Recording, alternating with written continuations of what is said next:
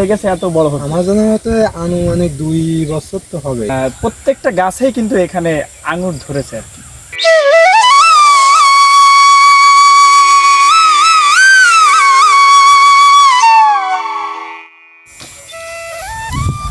প্রিয় দর্শক, এসেছি যশোর জেলার মনিরামপুর থানার রাজগঞ্জের হেলাঞ্চি গ্রামে।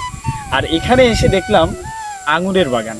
এখন যে জায়গাটি থেকে দেখছেন আমার পিছনে, যে এত বড়, খুব সম্ভব বিঘার চেয়েও খানিকটা বেশি হবে, এই পুরো জায়গা জুড়ে আপনার লাগানো হয়েছে কিন্তু আঙুর। এবং আমি এখানে এসে দেখছি আঙুরের যে গাছটা, এই গাছটা কিন্তু অনেকটা ছোট লতা মতো আর কি।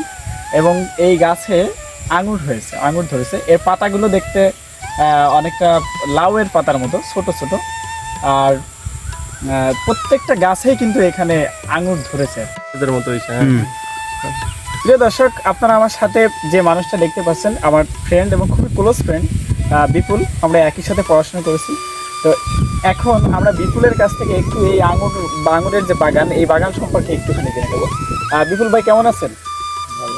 এখানে এই যে আঙুর বাগানটা, এটা মানে আমি আসলে শুনে নিতে চাইবো যে এই আঙুরের যখন চারাটা লাগাই, ঠিক কত সময় ধরে এত বড় হয়েছে, মানে কতদিন লেগেছে এত বড় হতে? আমার জানা মতে আনুমানিক 2 বছর তো হবেই। মানে এই যে আঙুর যে গাছটা, এটা এত যতটুকু বড় দেখছেন আপনারা, এতটুকু বড় হতে 2 বছর মতো আনুমানিক সময় লেগেছে। এবং এটা কি মানে ফল কি ছোট থেকেই ধরে নাকি বড় হওয়ার পরেই ফল আসে এখানে?